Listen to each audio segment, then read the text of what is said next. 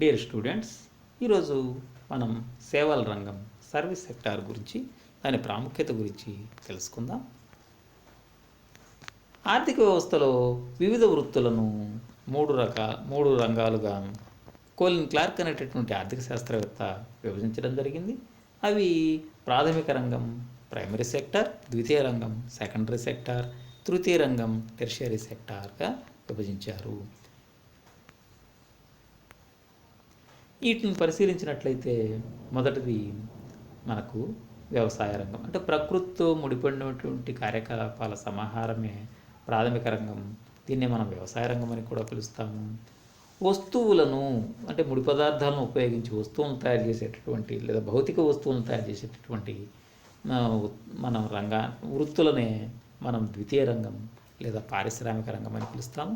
ఇక తర్వాత ఎటువంటి వస్తువుల ఉత్పత్తి లేకుండా మొదటి రెండు అంటే ప్రాథమిక ద్వితీయ రంగాలకు అందించే సేవలను మనం సేవల రంగం అని పిలుస్తాము. విద్య, వైద్యం, సాంకేతిక పరిజ్ఞానం లాంటి అంశాలను మనం ప్రధానంగా సేవల రంగంగా చెబుతాము. ఈ వృత్తుల వారి శ్రమ విభజనను కోలిన్ క్లార్క్ అనేటటువంటి ఆర్థిక శాస్త్రవేత్త ప్రతిపాదించడం జరిగింది. వ్యవసాయం, పశుపోషణ, కోళ్ల పెంపకం, చేపల పెంపకం, గొర్రెలు, మేకల పెంపకం, సామాజిక వనాల పెంపకం, గనుల త్రవ్వకం మొదలైన ఈ ప్రకృతితో ముడిపడినటువంటి కార్యకలాపాల సమాహారాన్నే ఈయన ప్రాథమిక రంగంగా వర్గీకరించడం జరిగింది. దీన్నే మనం వ్యవసాయ రంగం అని కూడా పిలుస్తాము. ఇక తర్వాత వస్తువుల తయారీ, చేతి వృత్తులు, కుటీర పరిశ్రమలు, చిన్న తరహా పరిశ్రమలు, పెద్ద తరహా పరిశ్రమలు, భవన నిర్మాణం మొదలైన వాటిని పారిశ్రామిక రంగం అంటాము. దీన్నే మనం ద్వితీయ రంగం అని కూడా పిలుస్తాము. ఇక తర్వాత రవాణా, వ్యాపారం, సమాచారం, బ్యాంకులు, బీమా, విద్య, వైద్యం, ఆరోగ్యం, పర్యాటకం, హోటళ్ళు, రెస్టారెంట్లు, గిడ్డంగులు, రియల్ ఎస్టేట్, ప్రభుత్వ పాలన, శాస్త్ర పరిశోధనలు, సమాచార సాంకేతిక పరిజ్ఞానం, ఈ వృత్తులను మనం తృతీయ రంగం అని పిలుస్తాము. ప్రాథమిక రంగంలో ప్రకృతి సంబంధమైన వస్తువులు ఉత్పత్తి చేయటం జరుగుతుంది. ద్వితీయ రంగంలో భౌతిక వస్తువులను, ముడి పదార్థాలను ఉపయోగించి భౌతిక వస్తువులను ఉత్పత్తి చేయడం జరుగుతుంది.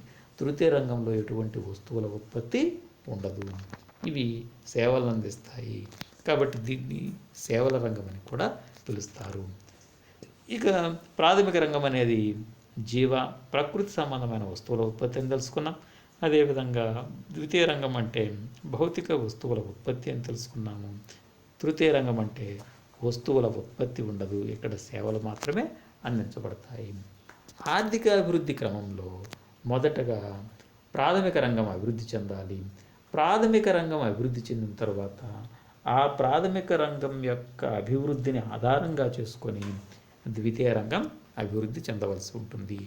ద్వితీయ రంగంలో ఏర్పడిన అభివృద్ధిని ఆధారంగా చేసుకొని తృతీయ రంగం అభివృద్ధి సాధించవలసి ఉంటుంది. అనేక అభివృద్ధి చెందిన దేశాల్లో ఇది ఒక పరిణామ క్రమంగా చెప్పవచ్చు. అయితే ఈ మూడు రంగాల్లో కూడా అభివృద్ధి చెందిన దేశాల్లో తృతీయ రంగం ఎక్కువగా అభివృద్ధి సాధించి ఉంది. తృతీయ రంగంలోకి వచ్చే అంశాలను ఒక్కసారి పరిశీలించినట్లయితే రవాణా, వ్యాపారం, సమాచారం, బ్యాంకులు, బీమా, విద్య, వైద్యం, ఆరోగ్యం, పర్యాటకం, హోటళ్ళు, రెస్టారెంట్లు, గిడ్డంగులు, రియల్ ఎస్టేట్, ప్రభుత్వ పాలన, శాస్త్ర పరిశోధనలు, రీసెర్చ్, సమాచార సాంకేతిక పరిజ్ఞానం, వీటిని మనం తృతీయ రంగం అని పిలుస్తాము.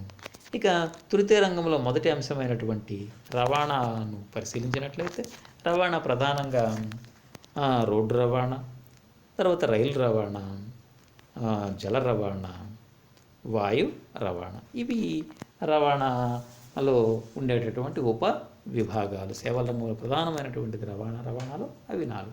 ఇక తర్వాత విత్త సేవలు, బ్యాంకులు, ఇన్సూరెన్స్, తర్వాత ఇక సామాజిక సేవలు, విద్య, తర్వాత వైద్యం, ఇవి సామాజిక సేవలు. ఇక నీటిపారుదల, ప్రధానంగా నీటిపారుదల అనేది కూడా సేవల రంగంలో ఒక ముఖ్యమైన అంశం. తర్వాత పర్యాటన, అంటే ఇతర ప్రదేశాలను చూసి రావడానికి మనం వెళ్ళేటటువంటి అంశాన్ని పర్యాటకం అని పిలుస్తాము, అంటే టూరిజం. ఇక తర్వాత గిడ్డంగుల నిర్వహణ, తర్వాత ఇన్ఫర్మేషన్ టెక్నాలజీ. ఇప్పుడు ఆధునిక కాలంలో ఉపయోగిస్తున్నటువంటి ముఖ్యమైన అంశం ఇన్ఫర్మేషన్ టెక్నాలజీ. ఇవన్నీ సేవల రంగంలో ముఖ్యమైన అంశాలు. ఇక సేవల రంగం యొక్క ప్రాధాన్యతను పరిశీలించినట్లయితే స్థూల జాతీయోత్పత్తిలో సేవల రంగం వాటా ఎక్కువగా ఉంటుంది. తర్వాత ఉద్యోగితలో కూడా దీని యొక్క అంటే ఇది ఎక్కువ మందికి ఉద్యోగ అవకాశాలను కల్పించగలుగుతుంది. తర్వాత పెట్టుబడిలో ప్రాధాన్యత, ఈ సేవల రంగంలో ఎక్కువ మంది పెట్టుబడి పెట్టడానికి ఆసక్తిగా ఉంటారు. ప్రభుత్వాలు కూడా సేవల రంగంలో ఎక్కువ పెట్టుబడి పెడుతూ ఉంటాయి. సేవల రంగం ఎగుమతుల్లో కూడా ప్రముఖమైన స్థానాన్ని కలిగి ఉంటుంది. సేవల రంగం విస్తరించడం వలన దేశంలో ప్రజల జీవన ప్రమాణాలు మెరుగుపడతాయి. ఇక సేవల రంగంలో స్థూల జాతీయోత్పత్తిలో సేవల రంగం వాటా దేశాల వారీగా పరిశీలించినట్లయితే ప్రధానంగా 2001 సంవత్సరంలో అమెరికా యొక్క జిఎన్పిలో సేవల రంగం వాటా 77.6%.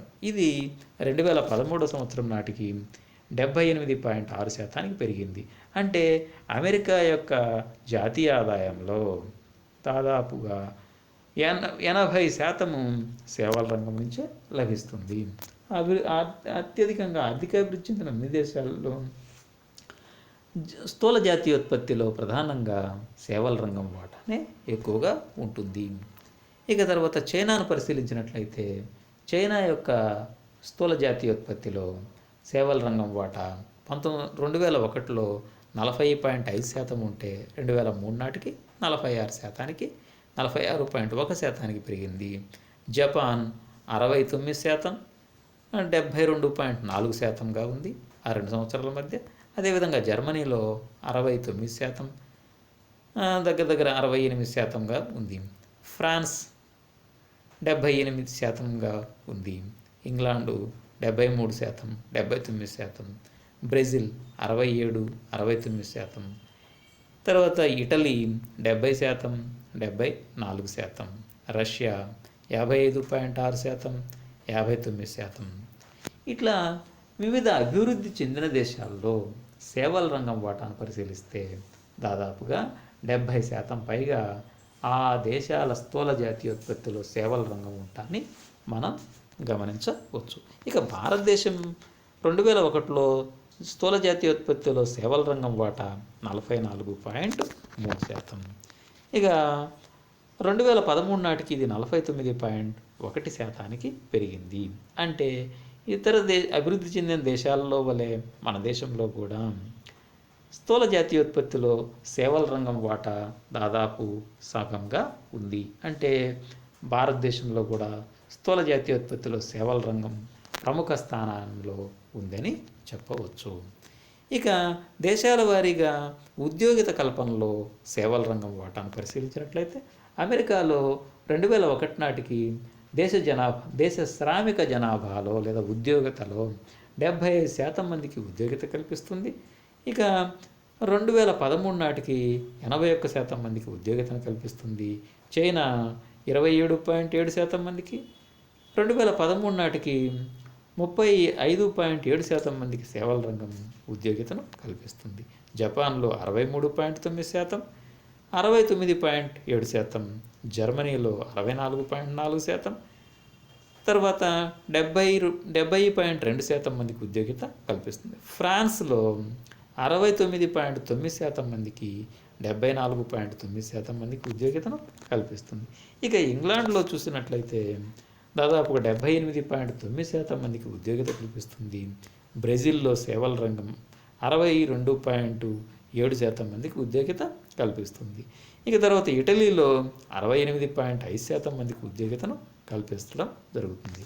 రష్యాలో 62.3% మందికి సేవల రంగం ఉద్యోగితను కల్పిస్తుంది. అంటే అభివృద్ధి చెందిన దేశాల్లో దాదాపుగా 60% పైగా దగ్గర 70% మంది సేవల రంగంలో ఉద్యోగితను పొందుతున్నారు. సేవల రంగం ఉద్యోగితను కల్పించగలుగుతుంది. అయితే భారతదేశంలో మాత్రం సేవల రంగం ఉపాధిని కల్పించడంలో కొంత తక్కువగానే ఉంది.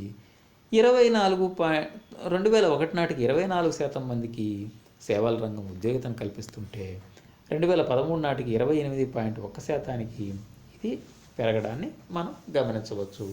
అంటే ఆదాయంలో భారతదేశంలో ఆదాయంలో 50% వరకు సేవల రంగం నుంచి లభిస్తుండగా ఉద్యోగిత మాత్రం 28% మాత్రమే ఉండడాన్ని మనం గమనించవలసి ఉంటుంది.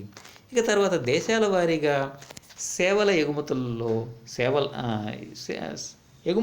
సేవల రంగం వాటాను పరిశీలించినట్లయితే అమెరికా దేశపు ఎగుమతుల్లో సేవల రంగం వాటా దాదాపు 30%, చైనా సేవల రంగం వాటా దాదాపు 10%గా ఉంది. జపాన్లో సేవల రంగం వాటా 16.9%, ఇక తర్వాత Germany 16.5%, France 29%, England 35%, Brazil 13%, Italy 18%, Russia 11%గా ఉంది.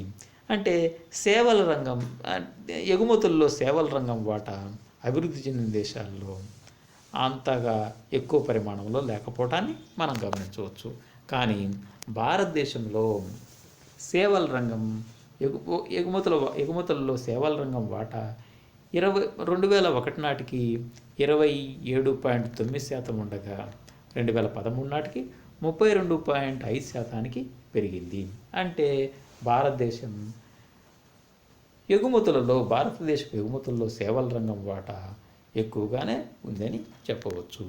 ఇక తర్వాత భారతదేశంలో రాష్ట్రాల వారీగా సేవల రంగం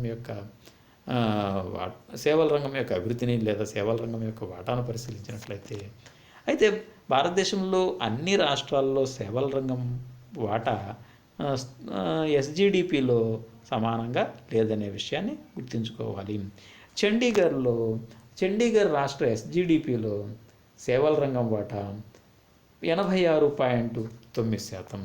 అయితే ఇక సేవల రంగం వృద్ధి రేటును పరిశీలించినట్లయితే సాలీన 6% వృద్ధి రేటును సాధిస్తుంది. ఢిల్లీ రాష్ట్ర ఎస్జిడిపిలో 86.9% సేవల రంగం వాటా ఉంటే సాలీన 9% వృద్ధి రేటును సాధిస్తూ ఉంది.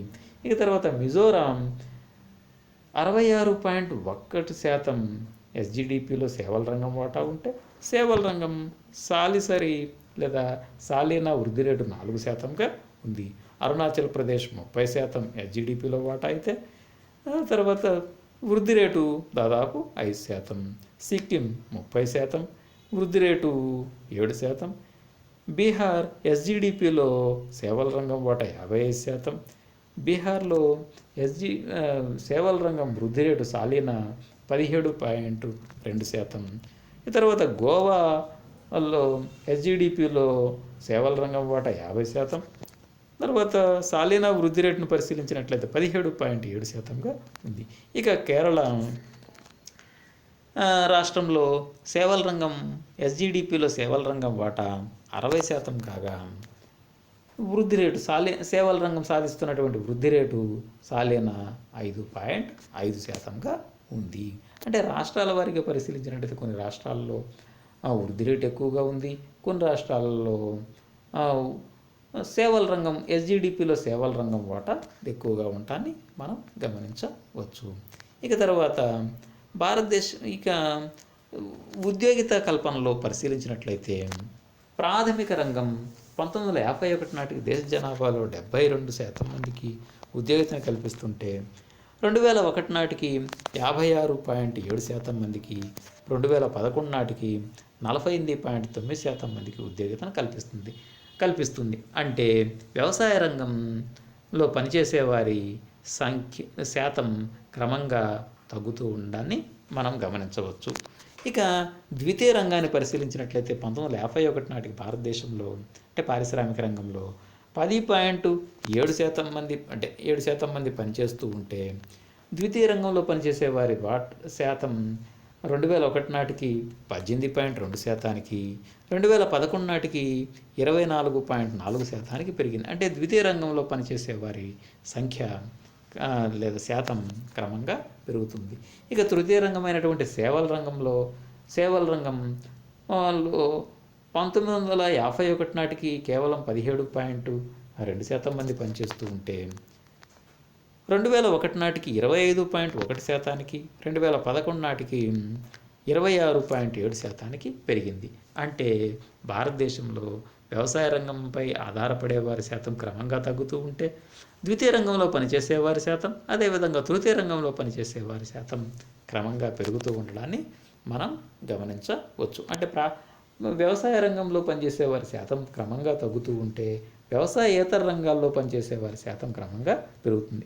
అంటే ఏ దేశంలోనైనా ఆర్థిక అభివృద్ధి చెందే క్రమంలో వ్యవసాయ రంగంలో పనిచేసే వారి శాతం తగ్గుతూ ఉండడం, వ్యవసాయేతర రంగాల్లో పనిచేసే వారి శాతం పెరుగుతూ ఉండడం, ఇది ఆర్థిక అభివృద్ధికి ఒక సూచనగా చెప్పవచ్చు.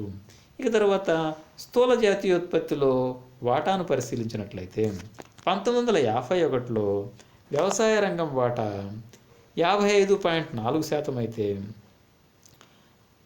ద్వితీయ రంగం వాటా జిఎన్పిలో 15%, తృతీయ రంగం వాటా 29%. ఇక 2011 నాటికి వ్యవసాయ రంగం వాటా 2011 నాటికి 18.5%కి తగ్గింది. ద్వితీయ రంగం వాటా 32.5%కి పెరిగింది.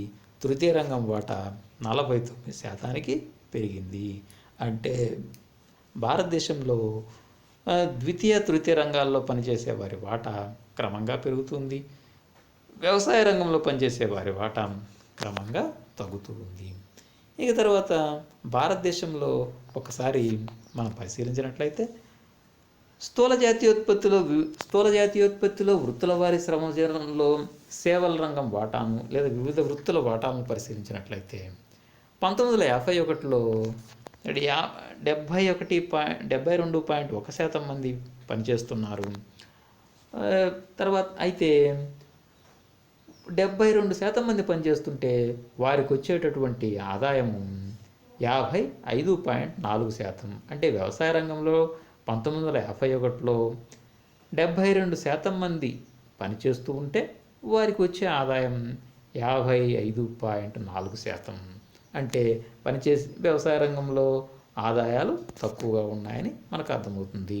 అదేవిధంగా 2011 సంవత్సరంలో వ్యవసాయ రంగంలో పనిచేసే వారి శాతం 48.9% అయితే వారికి లభించే వాటా ఆదాయంలో వారి వాటా కేవలం 18.5%. అంటే 49% మంది పనిచేస్తుంటే వారికి జాతీయ ఆదాయంలో వారి వాటా మాత్రం 18.5%. ఇక ద్వితీయ రంగంలో 1951లో అంటే పారిశ్రామిక రంగంలో పనిచేసే వారి శాతం 10.7%, జాతీయ ఆదాయంలో వారి వాటా 15%. ఇక 2011 నాటికి పారిశ్రామిక రంగంలో పనిచేసే వారి శాతం 24.4%, జాతీయ ఆదాయంలో వారి వాటా 32.5%.